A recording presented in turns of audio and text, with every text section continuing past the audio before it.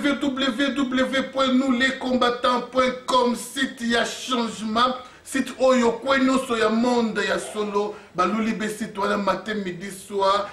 Information nyonso ya mboka, batala kango be na www.nouslescombattants.com. Pona nini te bana mikili.skyrock.com. Pona nini pete bande konanga misusu ba congolais, lokola ba Congo number 1.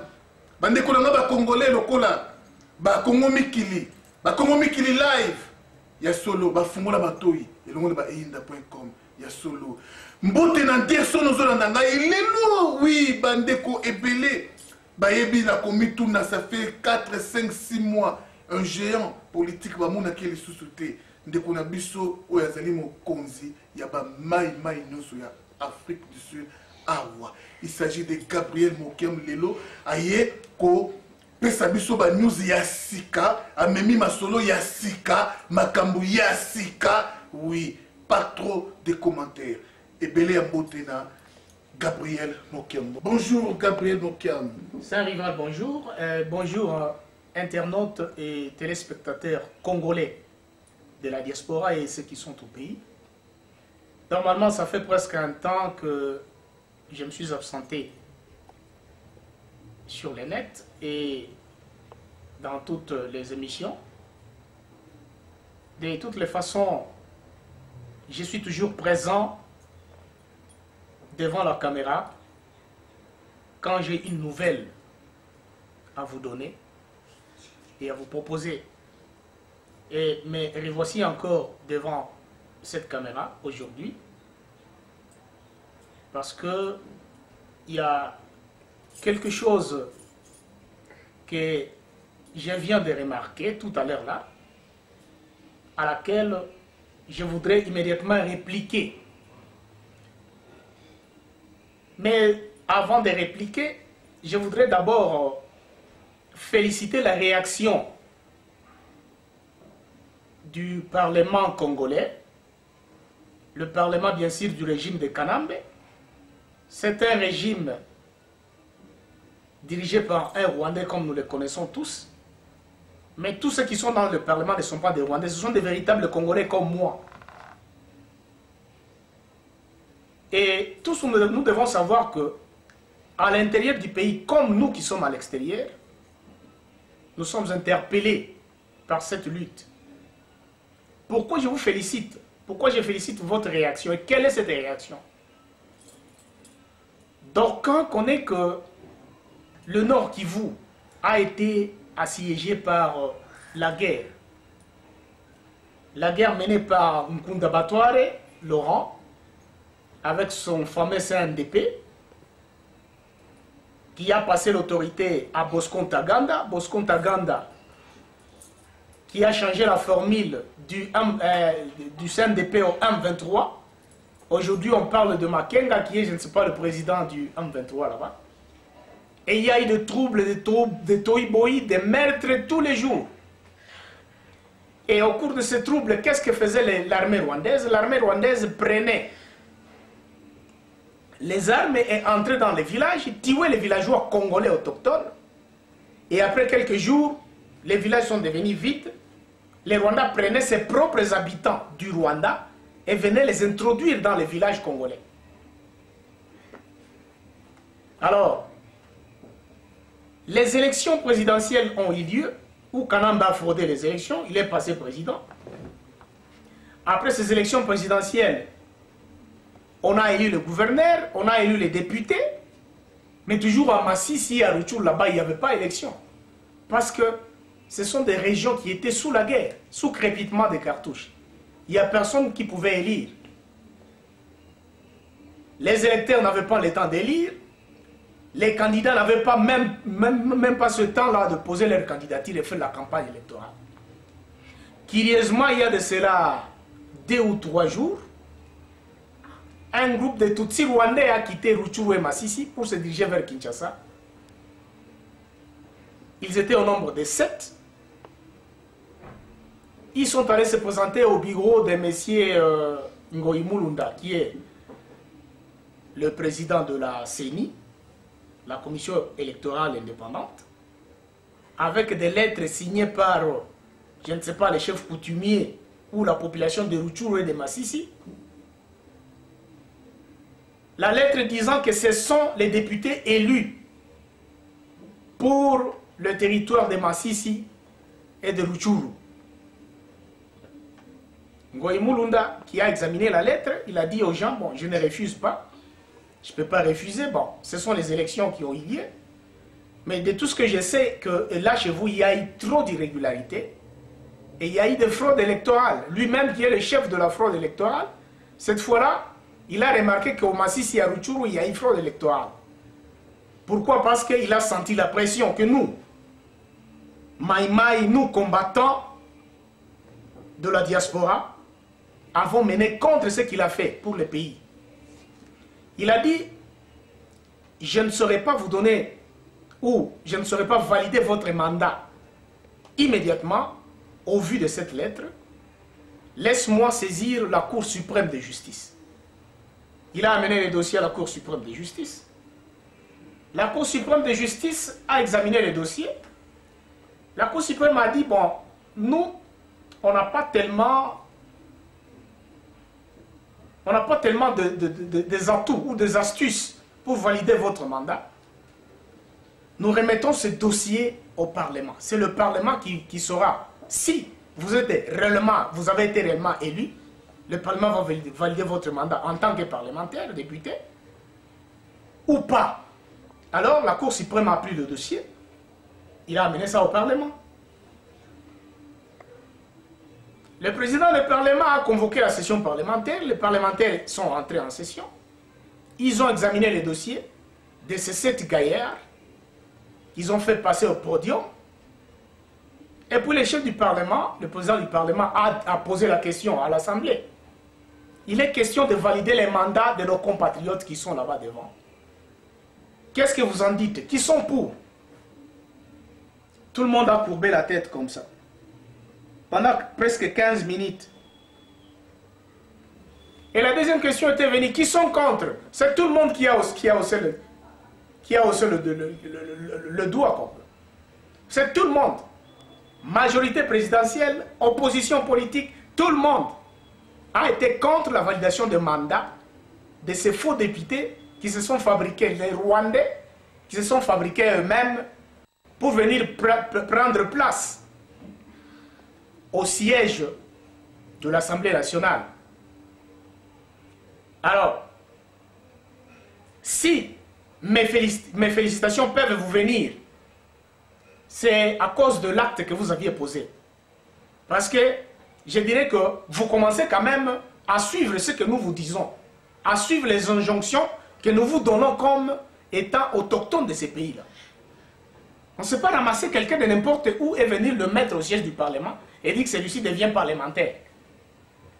J'ai lu l'action que vous aviez faite en dévalidant le mandat de ces gens et avec l'espoir que dans les prochains jours, que ces gens ne viennent pas encore se mettre dans de coulisses et dire que c'est nous qui sommes les parlementaires de Rutshuru et de Masisi, parce que ce sont des véritables Rwandais qui se sont présentés là-bas. Certainement à Masisi et à Rutshuru, il y a des Congolais. Il y a les Baoundes qui sont là-bas, les autochtones. Ce sont eux qui ont droit de postuler au poste de parlementaire. Et ce ne sont pas les Tutsis que vous nous aviez amenés. Et si ces Tutsis sont venus, c'est à cause du contrat, des alliances que Kabila avait signées avec le CNDP. Le CNDP lui avait demandé à Kabila que nous aussi, nous devons être représentés au Parlement, au Sénat et dans le gouvernement. Voilà que le premier essai a échoué. L'essai des parlementaires. Le second, ça sera du gouvernement. D'ici là, Kabila va remanier son gouvernement et chercher à prendre certains gens du CNDP, qu'on appelle communément 1-23 aujourd'hui, qu'on appelle encore UDR, quelque chose comme ça, les donner les postes au gouvernement. Ça sera le second essai. Comme le premier a échoué, je vais aussi vous exhorter à faire échouer le second. Il ne faut pas accepter que ces gens prennent part dans ce gouvernement, malgré que c'est un gouvernement malheureux, un gouvernement corrompu. Mais vous qui êtes quand même à l'intérieur de ce gouvernement, vous vous réjouissez de ce gouvernement en tant que Congolais, n'acceptez pas que une autre majorité des Rwandais viennent s'ajouter sur cette majorité qui est dans la police et dans l'armée. Sinon, ça sera le calvaire. Voilà. Le second point, c'est quoi? J'ai réagi tout haut, avec toute amertume, à la condamnation que la communauté internationale a donnée aux troupes Mai Mai Raya Mutomboki, qui auraient, selon eux, qui auraient égorgé 160 personnes dans un délai d'au moins 6 mois dans le Nord Kivu. Moi, je suis chef Mai Mai. J'ai toute l'information qui se passe là-bas. Je vais vous dire qui sont les personnes qui ont été égorgées par les Mai Mai Raya Mutomboki. Comme je vous disais dans mon introduction que Kagame tuait les habitants congolais dans leur village avec son armée, qu'il substituait avec des villageois rwandais. Donc, les villages qui ont été attaqués par les Mai Mai et Raya Mutomboki, ce sont des villages que Kagame a dévastés par son armée, où il a substitué des Congolais en Rwandais. Alors, les Raya Mutomboki ont vu que ces villages appartenaient aux Congolais et que les Rwandais n'avaient pas le droit de venir habiter dans ces villages en tant que leur propre village. C'est ainsi que cette opération a commencé, où ils entraient dans des villages, qu'en ce moment ils apprennent que vous parlez le Kinyarwanda. On utilisait la machette, moi je vous dis ça. On utilisait la machette, on coupait la gorge, on coupait la tête. Et il y a eu quelques gens qui sont tombés victimes de ces attaques. Quand nous, Congolais, nous nous vengeons contre les attaques des Rwandais, la communauté internationale intervient et demande au gouvernement congolais de prendre des mesures pour traduire les responsables de ces actes en justice. Je vous pose la question, vous, communauté internationale, est-ce que Laurent Nkunda a déjà été arrêté pour des millions de Congolais qu'il a tués? Est-ce que Bosco Ntaganda a été déjà arrêté ou interpellé pour des millions de Congolais qu'il a tués? Kagame, le commanditaire, qu'est-ce que vous faites de lui? Vous ne faites que lui donner de promotion en promotion. Pendant qu'il a exterminé la population congolaise à l'Est, au même moment, vous prenez son pays, vous lui donnez, je ne sais pas, un titre de membre non permanent au Conseil de sécurité de l'ONU. Cessez de nous distraire. Nous sommes quand même des hommes comme vous. Et le Congo, c'est notre pays. Vous n'allez pas nous intimider jusqu'à ce niveau que, parce que nous nous sommes vengés contre les attaques des incurseurs, des violateurs des droits de l'homme, vous voulez nous amener devant la justice. Je vais demander aux compatriotes Mai Mai et Raya Mutomboki qui me suivent, qui sont là chez nous au pays, de ne pas céder à ces intimidations. Tout le monde qui viendra vous chercher, tuez-les. Momopike Masas, demandez-leur de commencer à arrêter Kagame, Bosco Ntaganda et Laurent Nkunda. C'est ça la seconde information que j'allais à vous donner. J'avais à vous donner, bien sûr. Et je suis sûr que la communauté internationale est en train de suivre ce que je suis en train de dire, qui est représenté par la MONUSCO au Congo. Je connais votre complicité dans cette histoire de massacre des Congolais, auquel vous n'avez jamais intervenu, mais quand nous voulons prendre position pour arrêter cette histoire, vous voulez nous prendre et nous amener devant la justice.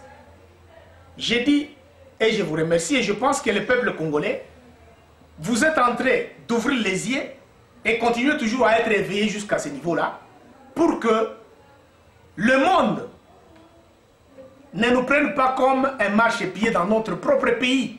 Venez nous tuer dans nos pays, piller nos ressources, et en fait de compte nous prendre et nous remettre devant la justice.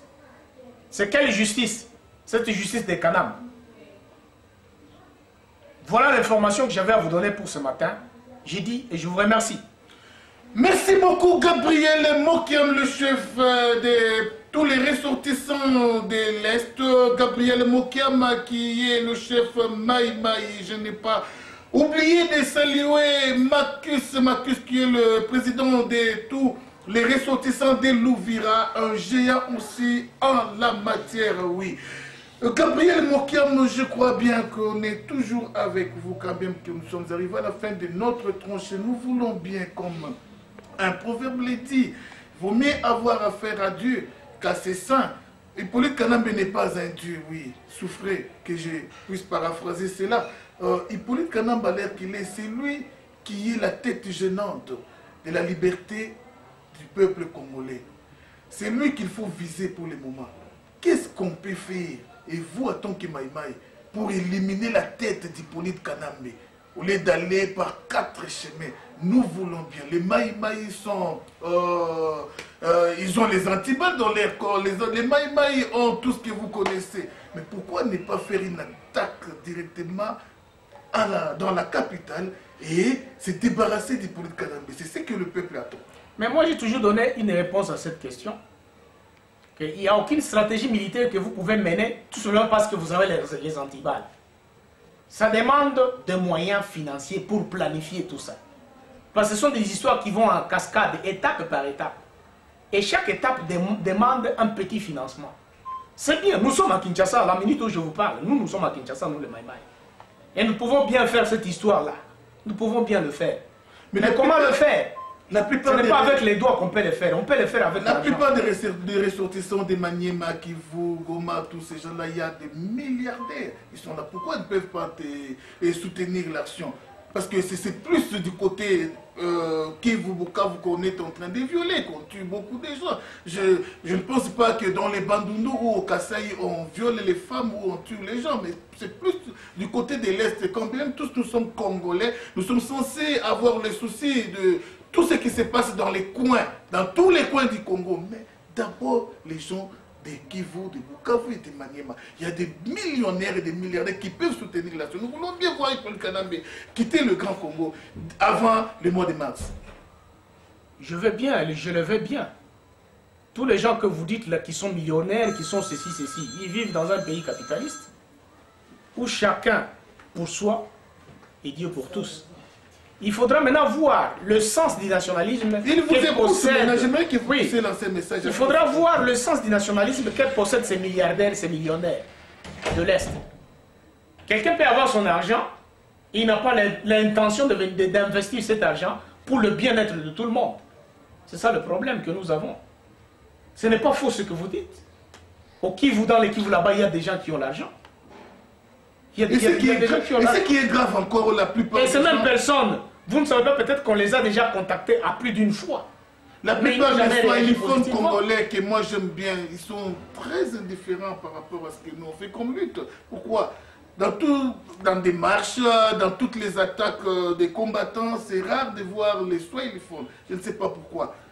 Ça dépend. Moi je suis un soignifon, je suis dans le combat, vous me voyez. Non, vous êtes minorité. Vous êtes minorité. La minorité là, ça dépend de ce que je disais encore, de l'esprit qui anime quelqu'un. Tu vois? Moi, je suis animé par un esprit patriotique. Et peut-être derrière moi, il peut y avoir 2, 3, 4, 5 personnes. Si les autres là s'en foutent, c'est peut-être qu'ils ont un manque d'information. Parce que pour se livrer à une histoire, il faut d'abord être informé. Et il y a de ces gens-là qui ont la nature de ne pas vouloir être informés. C'est ça le problème. Tu vois? Si vous avez cette nature de ne pas vouloir être informé, vous ne pouvez jamais participer à des actes pareils, à des actions pareilles. Et comment vous jugez le futur du Congo avec Hippolyte Kanambe ou sans Hippolyte Kanambe? Le futur du Congo est sombre avec Hippolyte Kanambe. Et ce futur sera éclairé avec son élimination au pouvoir. Et la seule solution qui est là, c'est couper sa tête, c'est fini. Nous avons intérêt à couper la tête d'Hippolyte Kanambe. Koussa, hier il y a son rival, Koussa, Wadosala. Vraiment, propriété Makassia, homme du peuple. Koussa, Motema ya Mimi. Koussa, vraiment, Ozaki Nabosenga Makassia comme on a chef Maïmaï parce que ça fait longtemps, il ne passe plus. Oui, aujourd'hui, on est avec lui. Gabriel Mokiam, le mot de la fin pour la tranche d'aujourd'hui. Vous êtes suivi dans tous les coins du monde entier. Quel est le message que vous pouvez envoyer à tous les Congolais qui vous suivent en ce moment? À tous les Congolais qui me suivent à ce moment, je ne vous demande que de maintenir le veille patriotique et la maîtrise de la conscience nationale que vous régorgez pour le moment. Parce que c'est là 7 ans même dans la capitale quinoise actuellement. Il y a des actes qui ne se posaient pas contre le gouvernement de Kanambe qui commencent à se poser par la population locale de Kinshasa. Et je vous exhorterai à multiplier ces actes dans tous les coins de Kin. Parce que cela va donner une leçon à Kagame et à Kanambe. C'est tout ce que je peux vous dire. C'est le seul message que je peux vous donner, de maintenir votre conscience, éveiller la conscience nationale, la conscience patriotique et l'unité nationale afin que nous combattons tous pour faire partir Kabila du pouvoir. C'est tout. Un mot à propos du second mandat du numéro 1 de la planète, M. Obama. Le second mandat du président Barack Obama n'est pas un salut pour les Congolais. Et le changement de régime en Occident n'a jamais été un salut pour le peuple congolais. Nous devons savoir que si Obama a été réélu aux États-Unis d'Amérique, il est réélu pour protéger les intérêts américains et non les intérêts congolais. Il peut seulement multiplier des stratégies pour exploiter le Congo afin que l'Amérique soit forte, comme il a toujours été. Alors, nous, c'est à nous de choisir le camp auquel il faut appartenir. Comme je vous disais encore dans mes anciennes émissions, que ce monde possède deux camps auxquels les hommes appartiennent. Et ce sont les hommes eux-mêmes qui ont le choix d'appartenir à ces deux camps-là. Il y a un camp de dominateurs et un camp de dominés. Nous, Congolais, actuellement, nous appartenons au camp des dominés. Parce que c'est tout le monde qui vient chier sur nous. C'est tout le monde qui vient faire tout ce qu'il veut sur nous, sur notre tête au Congo. Alors, Obama a repris le pouvoir aux États-Unis d'Amérique. Ce n'est pas pour autant dire qu'il va faire partir Kabila du pouvoir. Vous ne savez pas ce qu'ils ont conclu comme contrat avec lui. C'est nous-mêmes qui devons nous efforcer pour faire partir Kabila parce que nous ne voulons pas de lui. C'est tout. Mais je ne comprends pas. Pourquoi le Congo et les Congolais, nous parlons des Congolais d'abord, pourquoi nous sommes mal aimés de tous les peuples du monde? Pourquoi les Congolais est le plus mal aimé? Ne disons pas que parce qu'il y a beaucoup de richesses chez nous. Le Congo n'est pas le seul, l'unique pays au monde qui a toutes ces richesses. Il y en a même ici en Afrique, l'Afrique du Sud a aussi des richesses. Pourquoi nous sommes victimes de tout ce qu'on vit au jour le jour dans notre grand Congo? Pourquoi nous ne sommes pas aimés et quels sont les remèdes qu'on peut faire à leur clé? La réponse à cela, le Congo, tout ce que nous connaissons, c'est ce qu'on appelle la diabolisation du leader. Le Congo, notre pays, comme l'Afrique, Mobutu disait que l'Afrique a la forme d'un revolver dont la gâchette se trouve en République démocratique du Congo, au Zaïre, pendant 7 ans. La gâchette de l'Afrique, c'est nous. L'intensité de la population que regorge notre pays, la grandeur du territoire national et les ressources que nous regorgeons fait de nous tout ce que nous sommes en train de courir maintenant. C'est à nous de prendre cela en valeur et de revaloriser le dynamisme national pour que nous récupérions notre place au monde. Nous sommes une puissance en devenir. Et c'est cette puissance en devenir que tous les pays voisins et les pays du monde ont peur. C'est pourquoi nous ne sommes pas aimés au monde. C'est tout. C'est ça la réponse. Nous devons maintenant tout faire pour maintenir notre suprématie et nous remettre dans les camps des dominateurs. Parce que demain, nous allons dominer le monde. Nous, les Congolais, demain. Je vous dis ça. Je vous l'ai dit. Comme disait Martin Luther King aux États-Unis d'Amérique, pendant que les Blancs maltraitaient les nègres aux États-Unis, il disait « I have a dream ». Il avait songé que les États-Unis d'Amérique un jour seraient dirigés par un Noir. Voilà Barack Obama qui est là comme président de la République.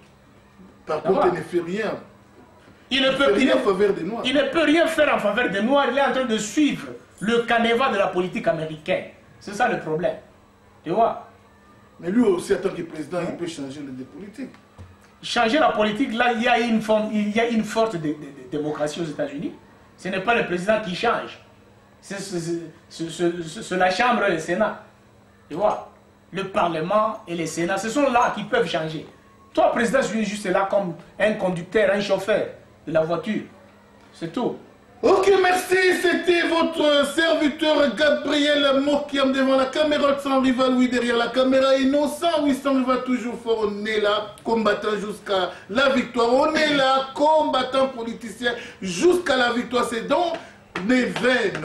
Donc, on la béba combattant. Il y a solo. Congolais, ça c'est un message que l'homme du peuple, Pasteur Pascal, je lance à tous les Congolais. Soyons unis, soyons unis. Bandeko nanga ba collabo, ba nous sommes au service d'Hippolyte Kanambe.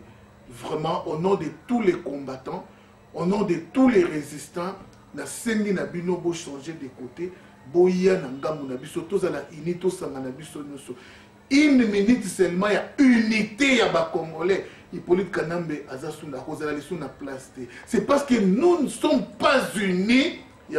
Les Rwandais sont en train de marcher sur nos nez. Les Occidentaux sont en train de marcher sur nos nez. C'est parce que nous ne sommes pas unis. Chacun voit son intérêt. Chacun voit ses propres intérêts. Oui, mais il peut intérêt. Mais le lenge ya biso ba Congolais. Tout mécano kobosa na ba intérêt na biso. Ngai son rival. Pour ni ngai na tala rapé intérêt na mon côté. Ba combattant nous bazali ba boké tuer les autres. Pour ni batala rapé ka intérêt na mon côté. Na zu ba coup de fil et belé pour na match léopard ba bengi ngai. Ba bengi ngai ko proposer nga ba mbongo pour na changer langage, na soutenir ba collabo ba ya, ba tel ba ya kotoyo, na soigner un peu langage, mais je n'ai pas cédé. Je n'ai pas lâché prise. Pourquoi? Parce que notre intérêt à Congo. Léopard, Bakoya na Bango, on n'a pas de problème. Les équipes nationales, mais Bakolabonde to boyi, Bakolabonde to boyi. Alors que je vous parle, Bishop Albert, quand ils étaient ici, à Johannesburg, il y a seulement ça, c'est une information qui n'a pas pu savoir résister, nous sommes pas combattants. Bishop Albert, quand ils étaient, ils collaborent ou pas? Point d'interrogation, on les a réunis, les combattants, Bishop quand ils ont 100 tonnes. Alors, Bandeko, Nangaï, tous à la unie. Tous à la unie. Tous à la campagne. Il y a unité. Quand tu as vu son place de Jésus et le monde en média. Médina, Nambokolan, voici la campagne, il y a l'ingalafonie. Qu'on voit ça, l'ingala. Nakouenoso. Il y a un monde, et surtout dans le monde congolais, qui est complexe, anglais, belé, yo congolais, ou angola, beba portugais, yé bilingala bien, mais on met ça non loko la chungu, to valoriser mon okonabiso. Alors, on a la lingue siko, to valoriser pe, et loko o to bengi bomoko, na kati ba congolais. Tout ça dans la campagne, il y a bomoko. Dès qu'on a ça la paix, des marches makasi, on met qu'à convaincre Lambert Mende. Atika Hippolyte Kanambe, Ayanga Munabiso. C'est la démarche qui m'a convaincre. Colonel Kanyama, Atika Hippolyte Kanambe, tous à la biso nous sommes unis. Tant que nous sommes unis, Rwandais va marcher sur Bissoté. Rwandais va dominer sur Bissoté. Mindele va dominer sur Bissoté. Plus je vous en prie, Nabolingo dans Zambé, tous à la unis. Ma bénio sur ma collabo sala au nom de tous les combattants. Na sengi. Tobosa nango tozala uni. Soki boboyi ko rejoindre cannabis ya ba combattant na sokoli be maboko parce que oyo ko yela bino kozala pire. Dieu est derrière le combat, Dieu est derrière les combattants. Bitumba tozo bundo tozana nzambe na bituzana nzamba za ngambu ya ba combattant. Nzamba za ngambu ya PPRD na ngambu kabila te nzamba za kunate. Nzamba zana biso ba bishop les charismatiques Tchatumba, Jules Rabi, docteur Epaphras, Zambazana Nkambu Nabiso, Odombo, Rimonke, Zambazana Nkambu Nabiso. Et qu'on ne vous trompe pas, mouvement combattant et qu'on koufa kate avant la libération à Congo. On sera toujours là. Manœuvre, mon côté salé, mambo, attends, vous payez 100 millions de dollars pour la ça, pour la mouvement combattant et qu'on koufa kate. Ce qu'on peut corrompre A, il va que B à cause quoi. Au corrompre B, il va que C à cause quoi. Ce qu'on bombe C, il va que X, Z, bakoye ba na cause quoi. Il y a sur le archibishop Poutine en prison. Quand c'est sans rival Tobima. Il y a solo vraiment to kanganaki ba combattant ba téléma na mboko ya Djobour sans rival na prison. Ba combattant sous na prison. Mais tant il belé plus de 700 combattants ba téléma pour faire la marche. na bo bazali ba combattant ba combattre ba combattant pour donc ça la masse va libérer biso ils ont matière à réflexion pour Nabino donc unité non ça no ba programme belo bo masan il va chaque jour dans zone adapté dans ba menace de mort ba attaque de mort ya so les apasi mingi ndaku na ngai ezalaka be ndaku ya kombo na lala na ndaku na ngati so yo luka ngala ndaku na ngomona ngati ezana ngaka ndaku résidence à son rival mais na lala na ndaku na ti et ba jour musu na lala na ngai pas Gabriel Mokiam ba jour musu mo na kina ngako lala et pas ya papa Zizi ya solo bandeko na ngai congolais vraiment tous à la unis Rossi Christian Bachali tous à la toujours unis ndeko na ngai kusa Mimi Kusa, Mado Londo, biso nyonso to telema, soki to telemi na unité. En tout cas, même to simi mandokité, Kabila komikimela yemoko. Alors, to sengi ba balancer sur page publicitaire sans toutefois oublier que to yamba America ni pangi toujours na tronche ya lelo, boko mona ancien gardien ya mboka na biso Congo, c'est la fierté makasi na mboka biso Congo America ni pangi akoya to kolobela makambu ya Léopard. Peto kolobela makambu ya combat mais beaucoup kamwa ke America ni pangi à soutenir les combattants les pages publicitaires allez toquer kokamwa nazanga nga libala mais sans rivalité allez toquer toujours avec Pasteur Pascal. Pascal is good. Allez toquer l'émission sans rival avec Pasteur Pascal, les journalistes du moment. Oiseau Pessago, Azolo ba vérité, Azo stopper ba mi bignonso. Donc sans rival, émission Souka. Donc on ne zappe pas, c'est Pasteur Pascal, le journaliste du changement. Balobi, pas seulement du changement, mais du moment. Azo cartonné en Afrique du Sud. Partout. Number one, sans rival. Sans rival, on est là pour vous. Je ne suis que votre serviteur. Pourquoi? Je suis votre serviteur, c'est parce que vous êtes des Congolais, des vrais Congolais. Moi, je suis serviteur des vrais Congolais. Quand je parle des vrais Congolais, je vois les gens à qui on change, pas les collabos, oui. Aujourd'hui, pour faire plaisir à tous mes fans qui m'ont appelé pour réclamer un grand leader football. Il s'agit de Merikani Pangui. Oui, nous sommes à la veille de Cannes, raison pour laquelle nous avons intérêt à recevoir Merikani Pangui qui nous donne ses impressions à propos de préparatifs des Léopards. En dehors de cela, nous allons aussi parler des Congolais en diaspora, comment ils vont accueillir leurs frères congolais, les Léopards et les staff des Léopards. Seront-ils bien accueillis? Alors, nous allons pouvoir parler de tous ces points. C'est là ce fait que je salue Merikani Pangui et Pelé Yambote. Merikani Pangui, bonjour. Bonjour, papa. Ya solo, ya mérite, toza, et faïdayo, nenenini santé, nenenini journée, nenenini masolo na yo salaka na mboka oyo ya bale. Bon, na pesi merci mingi na yo nano, na pesi merci na yo nano ndeko na ngai. Bon, na asi na mboko na sina koma ye na mosala ya bale. Na gita ya bona yo kofana ka na mboka oyo. nasalaka na mosala nge eza entraîneur na mboka oyo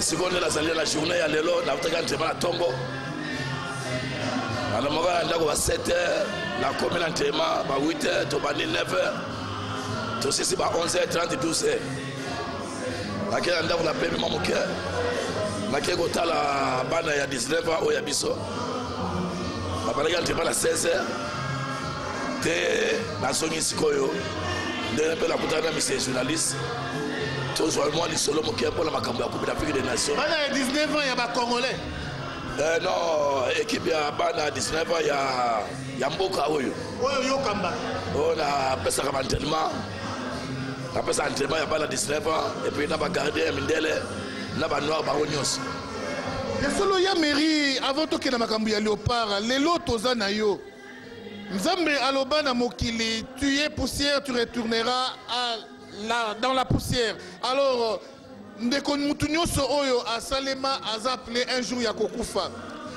Il y a mairie, un philosophe a dit l'essentiel n'est pas ce qu'on a fait de l'homme, mais ce que l'homme a fait de ce qu'on a fait de lui.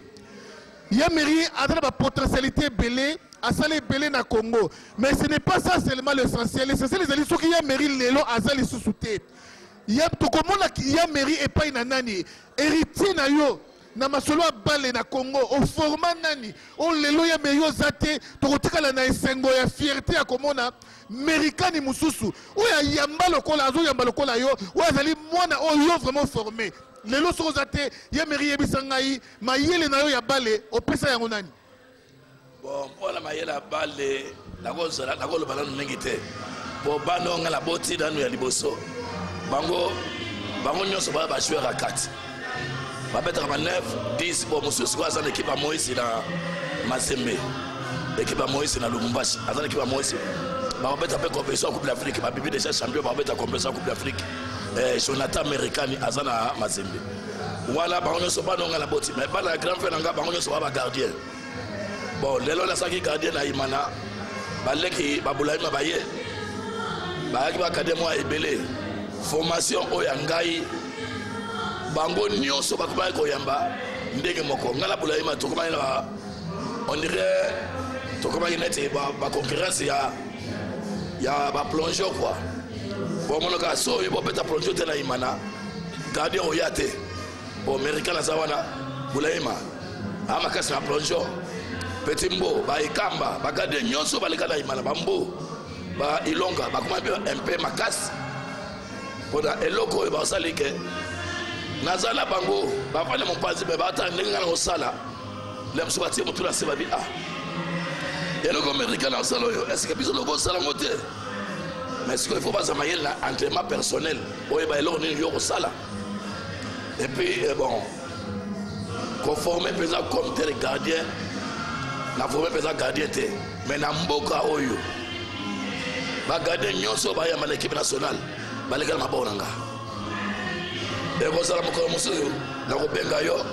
otali baloyi otali kunde oyo peti oyamba sikoyo na bafanda otali oyo ya reserve na yo ya mundele apart oyo ya Sundowns ya mundele wana nde tozalaki na ite mais tous les petits wana soki nazo s'entraîner bayaka batuna bapeti ya bajoueur ndeni tokomona américani nimero na yango oyo bon toyokani tokutanaka vendredi na ntongo so bazala bantraînement te obie basala entraînement ya ntongo ya équipe na pokwa tokutana mo bagardien nyonso o bakela coupe du monde na France premier gardien o yambaki deuxième gardien wala basa bagardien onga na formé batiki ko yamba l'équipe na bango baye na Cosmos balandi place ngasali et puis ko landa wana bakene équipe nationale na o moko na sana ina Cosmos azotika kala mingi te akomi assistant nanga onga na format apesa biso bakupa ba Coca-Cola wana peza soki ata bakongolais bayela bamati na biso bamoni ye bavie oyo alandi yo epe petanga lo bakape lingala amesambela lingala ndenge na tele na baye na motene na lingala o nalingi oloba na anglais te nalingi kaka na lingala napesanga entraînement na lingala peti wana nyonso kote wana nyonso ya bagardien na mboka na forme te mena luka nasala mpe eloko moko sola si moto ya bien ekozala peza bapesanga passage banana mike banana 12 ans 15 ans 17 ans 20 ans na osepesa bango mais na osande na mboka nanga na besoin na zonga ndi na mboka oyanga na la sabala nanga musala mayele wana onga na swila libanda e komeka kosila hawa na nina sisa na libanda na mboka nanga yesolo baye baza na souci ya mboka bango oyo baamerikani pangi oyo aza besoin ya mayele oyo azwi libanda asilisa yango na mboka kasi basportif congolais babima mboka baza ebele eza be kaka bafootballer te mais tozwaka basportif nyonso Mutombodi Kembe oyo aforma ONG na ye awa na Afrique du Sud awa chaque année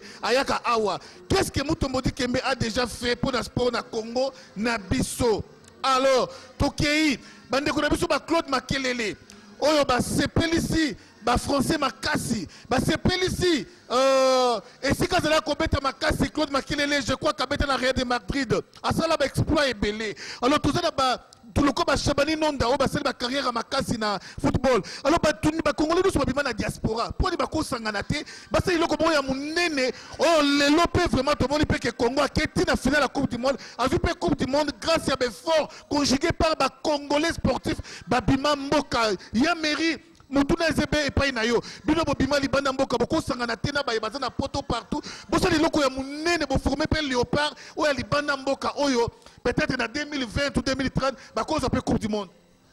Bon, eloko les années ndé boyoka ni mboka. Eloko nyo seza malamu ba dirigeant mboka so za malamu to zambela ba contact malamu. Bon, nazara mingi na ba contact lokola ba Kalonda azala France. Diru abetela bilima basombalanga nazala ba contact na bango nyonso babenganga moto solo la kama solo ngo ndenge ni oyo yo tuninga lelo yo ndeni toko sambola mboka la biso bon biso toko sala ngo mais e ko sambela bato so baluka ba kase biso awa na mboka moto so peso chance ba kam nyonso sala ngo moto mboka mupaya mais na mboka la yo luka ba kase le yo basa makamu nyonso ba kase yango mais nazo comprendre te bo mboka la biso exemple na bato balingi bale na bato balingaka bale mengo babebisa makambo bale lelo lokwanga nakosa jalo na moto te bulayi mayaka bagadi ebele bayaka na équipe nationale babotende bayaka bangoyi taifa na bayaka babulayi bazalaka belengesa bajuma ibengo tubilandu tala ba gardien wana nyonso vie kazadi na sakina ye mtabo ntenenga apesanga bantenema vie rap montonga wana ba vie wana ba pesanga ntema babina nga ba vie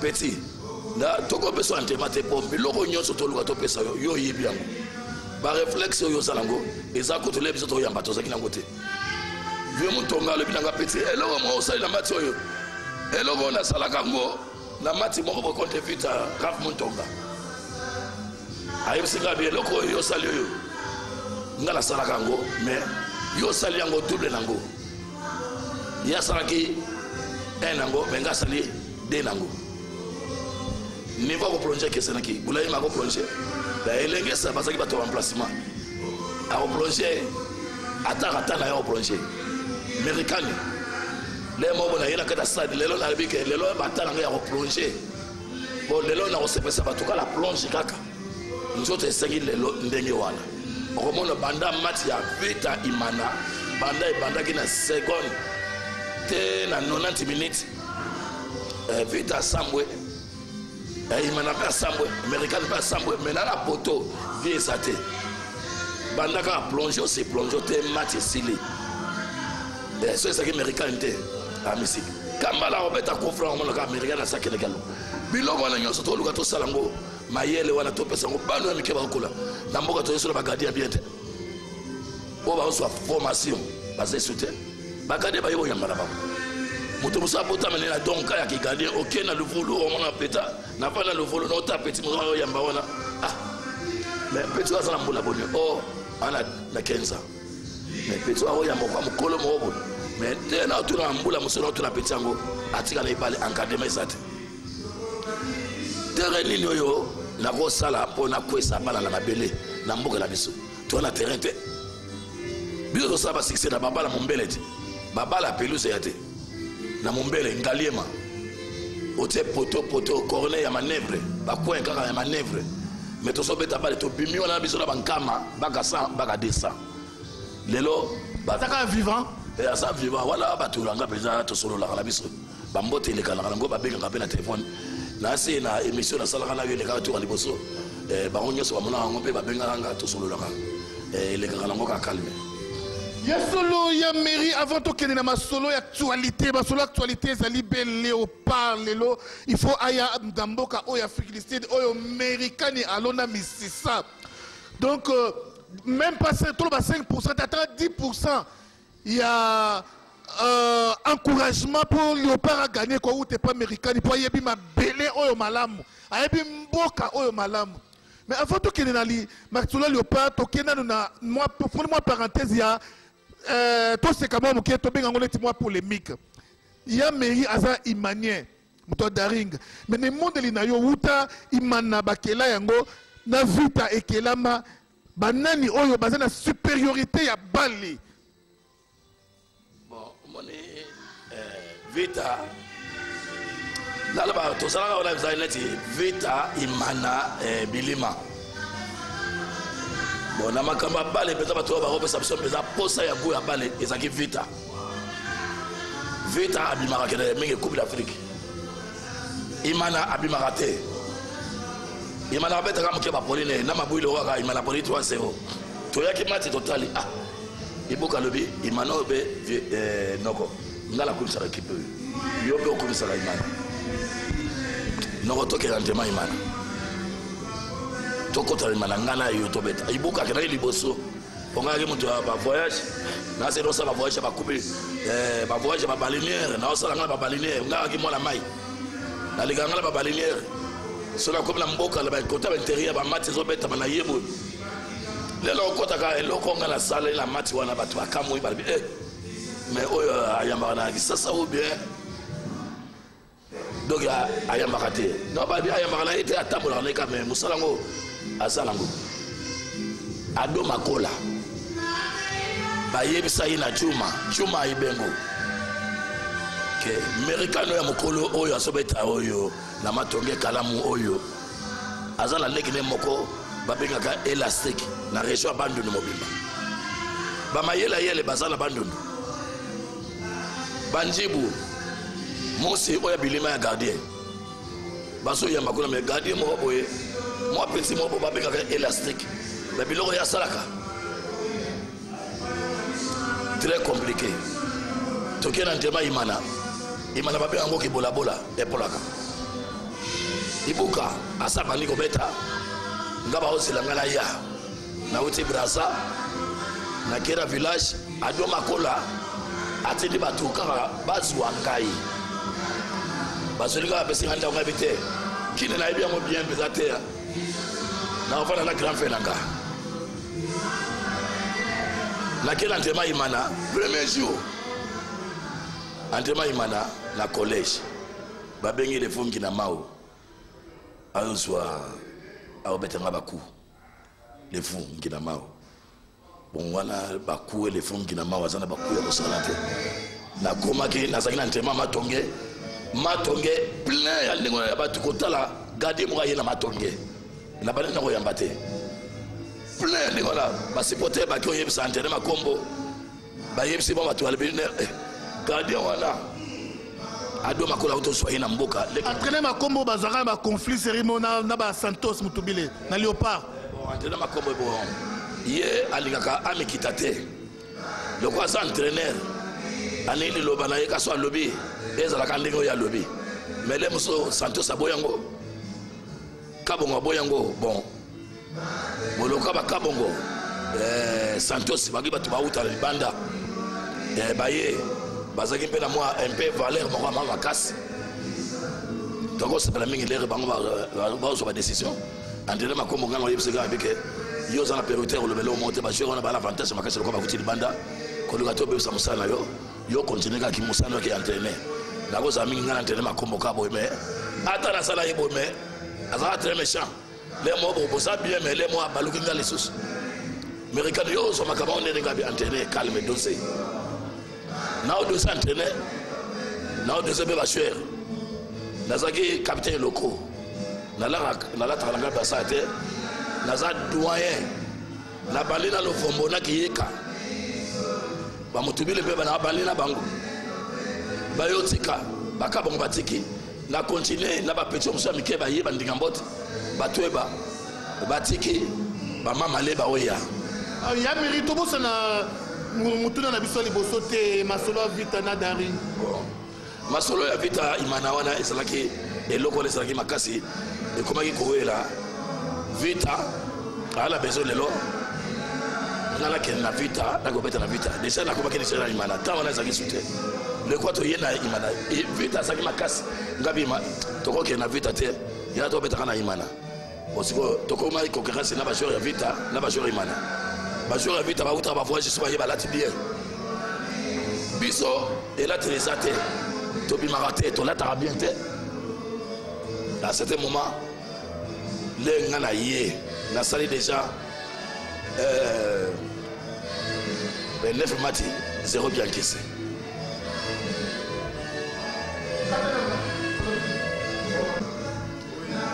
nasi na ntango oyo ya vita imana wana ezalaki baconcurrence ya nkama contre américaine ibuka asunga abitoke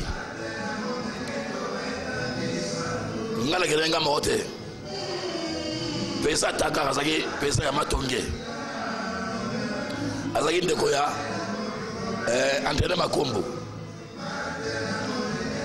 nasi azaki grand frère ya Antene Makombo ayebisi Makombo ke gardien oyo amwana biso ya mboka ado makola abengisi ye kobengisa nazala nanga awa nakitaka nanga bavoyage mais asepela mingi kofana na mare na village grand frère nanga atika na pere awa nakini nga na continue na mare na village bazwanga mpenza na ntelema matonge na ya ado makola azalaka na un peu baproblème mike na makambo ya gouvernement tagara ezwinga akotikaka na imana antema imana ezalaka lundi antema nasi nasalaki espoir ya antema wana premier antema na nga toza sikoyo na problème ya vita imana nakeli antema imana balebi sikoyo lelo ngendama ulefo bakukaka batalanga bien basipote plein ok atia babalon nga mpe naosala échauffement na poto kaka naoseka lefo bon biloko kwa baku wana epa na ngai ezalaki biloko moko ndenge nasalaki koyamba ku ata babeti ku na libanda bato bamona ke wana eza mbata me nga mongo na poto bato bamona okango mbala moko me gade mosusu babeti amonaka be asanzi na balon anaki bokoko mpe ezosala non nzambe liboso eyindi nzambe liboso bonkoko nsima nzambe na liboso nzambe liboso lefu abandi kobeta baku abandi na beti deja deku nyonso na longoli yango naokanga mpe mbala moko ekoti te basipote baleli ngina mao bakati ngina mao akei kuna basipote ebele balandi ye nga nazali kolala na pelouse naozela ngina mao ayaso na deuxième étape ayobeta tie basipote basepeli mais après aotia wana nefu etikali atie liso te basipote baye babipo ozalaka gardien ya imana mwa bamike bazopesa naotia na poche wana naloba yango mpo na bana ndunda bana bazoswa mpo na ndunda bana poche efimbi babi bon sikoyo batie biso dekan batie mpenza ekipe de base bakalonda kuna baikina nga ibuka na batuere toye sika epai bo ekipe mpenza de base batia kuna wana bandika mbote nani baye te babasaula nani baye te na imana nani baye te le bandika mbote aza na vonsori na basaula ndika mbote ayaki apres basaula yakomaki na ntema ndika mbote ayebisinga bi omoni ti oyo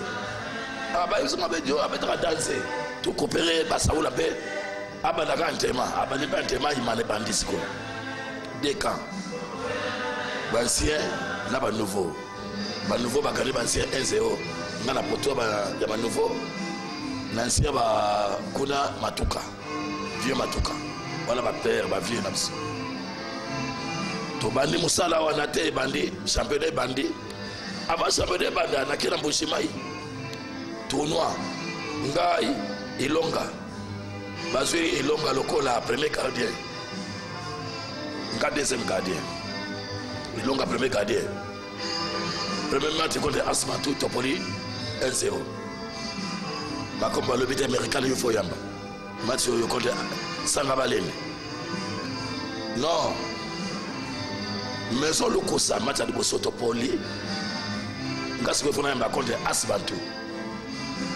tokande Asmatu 1-0 contre Sanga Balemi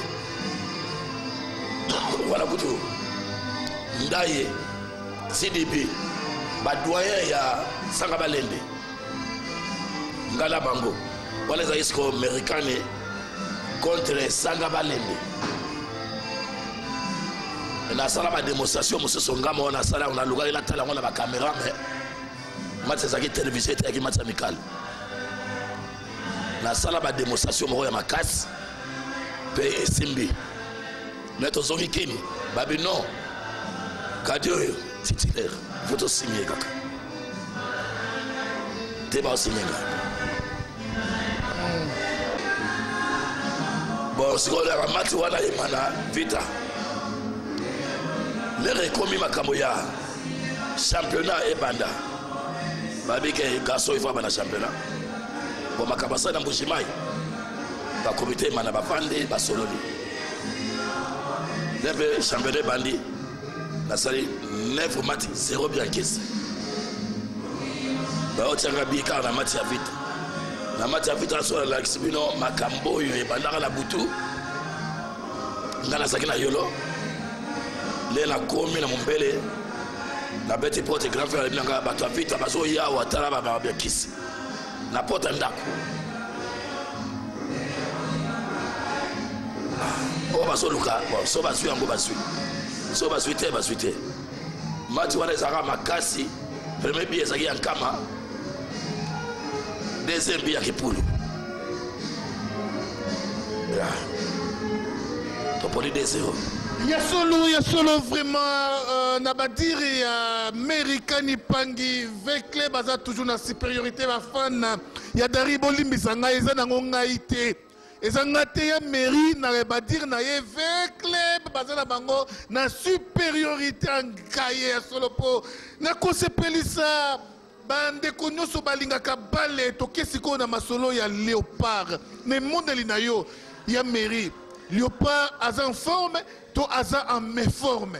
Est-ce qu'il va faire quelque chose na Cannes oyo?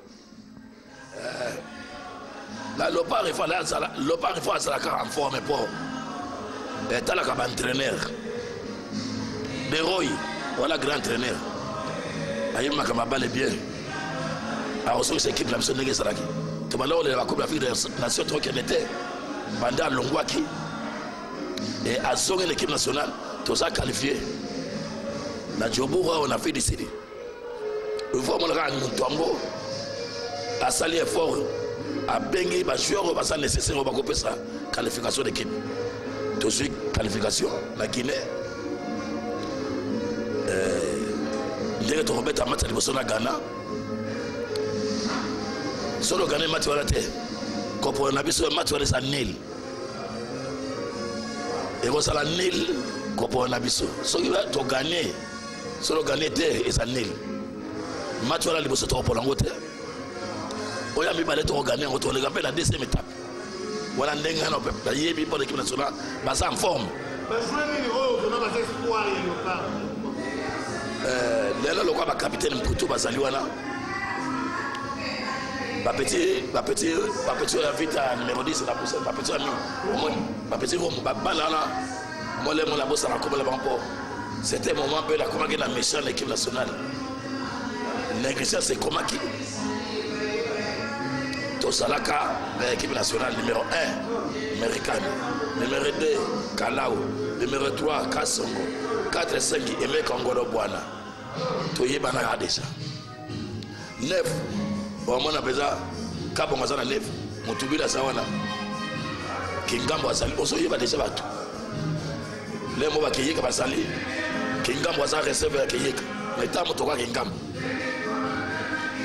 siko faut que yeka bima kingambo akota les kingambo akota bale wana soya mondela zokima aso sepesa bato mais lelo lobi antene muso ya équipe mususu dero yaye omona se abandi uluka asala siko azungisa équipe nationale ndenge za moko na moko lelo to sala petit kijaba aza gardien lelo to ibike petit kijaba ye yana ye muta pousse le monde qui équipe nationale solo beto compter numéro 1 ye mais dès l'homme sous to yebate to rapete to yebate o lokwa le biso to na libanda wa ezaka pasi pour oyeba lelo équipe nini Robeta ba jouer nini ba obanda Mais dans le moment où tout le monde est des héros, mais dans le moment où l'équipe nationale, et on s'en un peu en forme. Il y a solo espoir na Claude Leroy, mais Claude Leroy, je ne pense pas qu'il y ait beaucoup de taper na terrain comme à balai. Donc, nous sommes en part naé. Claude Leroy constate la part naé, mais va jouer ce qui va salir par na bangote et kozala passi pe mawa. Alors, tangu équipe déplaçaka na première catégorie à batouza ba joueur. Deuxième catégorie à batouza li ba staff technique. Na entraîneur, Leroy, Moutubile Santos, Bangonyoso. Troisième ezali fédération. Tout le monde va Constant Omari, quatrième ezali fan. Kasi baye oyo bazako bundela mboka, babengi bango na kombo ya ba combattant, et longo na ba résistant ba na posa ya mboka e bonga. Alors, bata na posa ya Léopard abeta belle et pe a gagné. Mais les combattants baligi komona ba ye oyo bazali ko soutenir pouvoir ya Kabila na misu na bango te. Lokola mbanza mukalai ba combattants ba boyi komona ba Constant Omari ba combattants ba boyi na ba fan misusu o baza ba collabo ba combattants ba boyi bango. Alors ya mairie oza mungongo oyo batu pe bazo kela na mokili. Lelo oyo est-ce que c'est possible que Simba Léopard ya yemoko na staff technique ba entraîneur et les autres ba o ba combattant ba boyi batika la po ba koki ko cham des autres moi conseil que Léopard pe apola. Les Camerounais est très difficile. Ata ok na judo, ata ok na boxe. Jamais boxer avec des yemoko. Il faut azana moi mais toi batu. C'est nécessaire. Les combattants sont monaka. Ils sont monaka. Ils sont monaka. Ils sont monaka. Bon, pour les combattants, on est côté de politique. La balle est simbatée. Ndeba toi auto pour la makambo élection na biswawa. Ndeto yambi papa Kisekedi. Nande to moni ba makambo ebele leki. To mona ile équipe nationale et ça qualifier était pour mboka za malamte. Mais to moni ba za qualifier là si ba na wana batika yi makambo politique nanu. Babi ba mona politique biso na bale. Bon, loka ba conseiller ba Omari wana nga na kuto moni na apela posa otanga ko ba batwana te na mnoko nanga. D'être ba Omari. Ministre sport aza tata ya bana wana tika mema bana na baya bana baza moral polele mbongo eutaka kuna mbongo eba opesa bana wana eutaka kuna na likolo ekiti bana la batamboli baye na mboka oyo lelo kombata yo bengale mwana wana bon omali bana wana équipe nationale wana soki ba combattant ba mokanela ba konzi wana po batika bana ba ya bango moko bana morale ko sande nini beza bana muté ba bosa na nanu po ndenge kana zaliawa ndenge soyi batike biso bato bazo banga ba combattant ba komisa ba jouer ba moko te bato nyonso baroya poto sangana ensemble to comme cette équipe moko les amis balete moko ya mboka na biso équipe nationale na biso ya Congo Simba ngana mesaka na Léopard mpo na bête mingi na Léopard 14 ans titulaire na équipe ngo yo mono yo yawa 14 ans bakade bazaka ebele to bomana po mono ngana saka titulaire nazala moyo lo bana équipe wana. Il faut ça un peu l'équipe wana ndenge baleki musubazo salawa. Les équipes mboka. Ya solo ba baza kolanda ngai na mboka ya Amérique, na Canada, en Europe, en Afrique, mobimba pe ba baza na Congo. Ça c'est l'homme du peuple qui vous parle, journaliste, politicien, journaliste, ya ba combattant pe journaliste combattant. Tout un vaccin, to lingi mboka échanger. Alors pour na Simba, Léopard et soit succès nana kosenga bon respecter pe nanu ba combattant.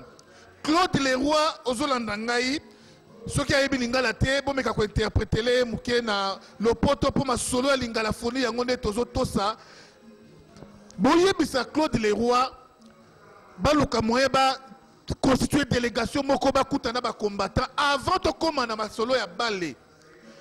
Claude Leroy ye moko pe koki na ye koya basangani na ba ya amerikani pe na ba combattant bakutani basololi. Alors ceux qui bo bayebi na ko s'entêter baye na ndenge encore bazu ba disposition oya bango que non tokozo ba maître ou tokozo na ba sud africain ba mila ça bambaza mukala ibaye ba Costa Omar ibaye ba onyoso wana ba soutenir Hippolyte Kanambe baye na ndenge encore en tout cas makila ekotanga.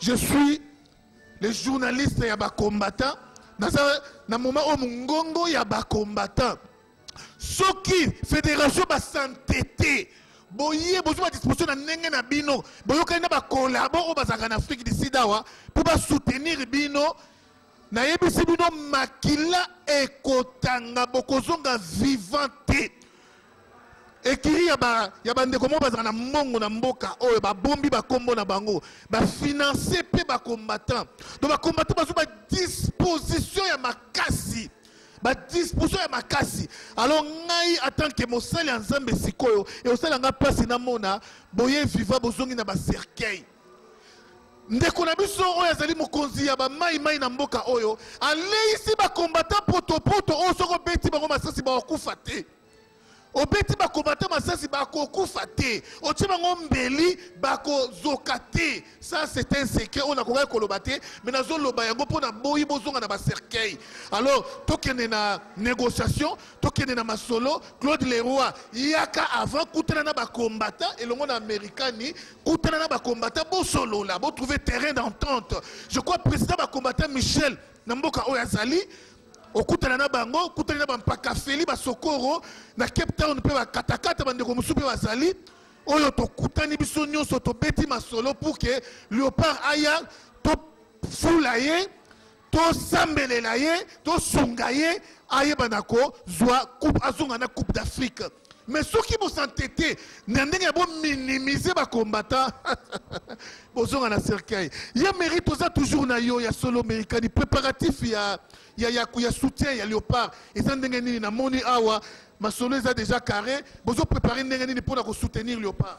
Si bazo on a déjà pour soutenir Léopard président Zalia a déjà président ya Kilimalebo Kolo Kilimalebo Maki Mombito bon ba moyen de transport makamyo so batunyo so bakutana o ezaleti Congo moto awuti na Congo azwi avion akiti po amona ndeko na ye il faut akomana na Kilimalebo amona ndeko na ye na Kilimalebo awa eza place nyonso wana posa olia kwanga mbisi ya mai eloko nyonso olia yango awa na Kilimalebo eloko nyonso bateka na Congo koza publicité munene chéri bozo sepela makasi publicité fele petit peu seribo azawa na pati amo bandula mo peso na senge mo nzebo atela ngape banzebo bon azamu to ala mfuma ya ozalaka wana petit seribo pesa Maki Mombito wana nde tozana ya doyen de doyen na yamboko na 93 le 16 septembre tozana na ye adab sopela makamo ebele awa ndenge bapesa nosi mwamba bazali awa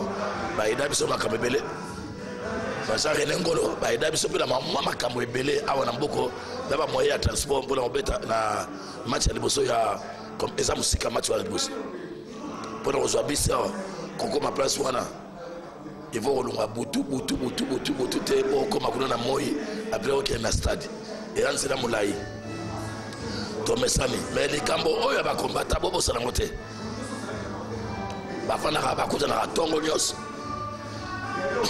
ndenge 12 mairie esalaki ndenge bato batelemaka na 12 mairie ndenge bazotelemaka mais tosololango en famille moto moko aya tofanda na bakombata tosololango ya solo batie vraiment bakombata na esika na bango bapi baluku na mbote esika ozali Henri Moke Odombo capitaine de l'équipe ya solo Bishop le charismatique Tchatumba oyo amema 1+ na masolo ya komba nakobosa na yo te docteur Epafras Ingeta toujours moto na Nzambe Jules Rabi Francisca Dimala Diva Média Medina beauté ya komba na mboka Hollande la beauté de la planète ya solo idéologie à combat et qu'on continue idéologie à combat et qu'on tikala kosila te kino tokozwa victoire. Alors bino bozona na biso na mboka Congo na lobi te ke okutala na combattant moko mibale ya filisi na nkuku ole isaye na nkuku pour refroidir ayeba ko lembisa ba combattant te to boyi makama nkuku kutana na ba combattant ye na place Tungulu to kutana na village kin malebo awa to beti masolo pe caméra sans rival na pointe ya solo to la posa mboka na biso kende liboso Léopard bo gagner na bino bo ya bo gagner na bino mais ba collabo eza pasi pe mawa Moïse Katumbi to moni yo na stade pour la soutenir Hippolyte Kanambe pour la soutenir Rwandais yeba na kozwa pouvoir na mboka na Moïse Katumbi déception munene to moni na stade des martyrs na congrès wana ya PPRD ya solo et sali biso pasi pe mawa ba inoso ba soutenir Hippolyte Kanambe soki boye na mboka oyo makila ekotanga. Alors ya mairie kani ya solo tokomi vraiment na suka ya tranche na biso. Alors jubilé na yo ya mairie osali na nuté mutubile Santos jubilé asali na nuté. Alors nous sommes les anini boko sala yango quand c'est la toujours makamamboka toko zo décision biso mote makamamboka pourquoi Coupe d'Afrique des Nations saliawa toko tana ministre sport toko poser bata a opesa biso bata wana nyos toko la problème nyos des après ya solo tokomi na suka ya tranche na biso avec mairie kani pangi osale belé na masolo ya Léopard na mboka na biso solo aza ko mériter vraiment lelo oyo batongela e monument ndenge ba Nigeria batongela ndeko na biso JJ Okocha monument ya solo na lingaka e mingi vraiment en passant je salue au salon Père Double Wap comme on a mes costaud ya solo ndeko akataka suki kitoko na bosanité Thomas pona nité Denzu bayo ba sa fierté ya masolo propriété na côté suki na mboka oyo na bosanité ndeko na ngai serpent konde mbote sika ozali pe bandeko nyonso ya ba salon toza toujours ensemble. Je vois directement 4 saisons salon ya changement bino tumbote ya solo sans rival émission na bino on est là pour vous New Generation et Noda on est là pour vous Dadi Kale kitoko babote papi musique mativu na mupanzi o aleka Jennifer Lopez na taille ya solo trésor mungedi mbote na bino nyonso mbote na chéri salon o ezali na katia village kin malebo ya solo mbote na bino nyonso bo soutenir na sans rival de l'autre comme des près je pense directement Papa Zizi l'ancien des anciens les doyens salon bobo mbote na bino nyonso salon Kazumba on est ensemble ya mairie Amerikani pangi yeyo oyo ba téléphone ba coup de fil les kebele pona kotuna masolo ya Amerikani. Alors ya mairie avant mot de la fin okoko rassurer vraiment ba fan nyonso tolo baka ba congolais nyonso po ezali kambu ya mboka ke Léopard nenga yona akoki pe lelo pe azongi pe na coupe Léopard pe ko zona coupe Zambia soki bango Zambia c'est équipe makase za wana te bazalika na esprit d'ensemble basali pe le Congo ba yokani ba nyonso ba fandi ba supporter ba nkande tozolela boye ba ya ba yokana to fandi to sale lo moko to kebisi nyonso na match liboso ya mibale ya misato elo lele ko santo swa coupe kabana wana wa monio bazana ba photo yo bazali ya bano ba onde ba to se pesa biso to sala kanda motote to sala likama mabela motote politique batana ma politique boye batika bana na basa musala to nito la honneur et songo ya match ya liboso contre Ghana.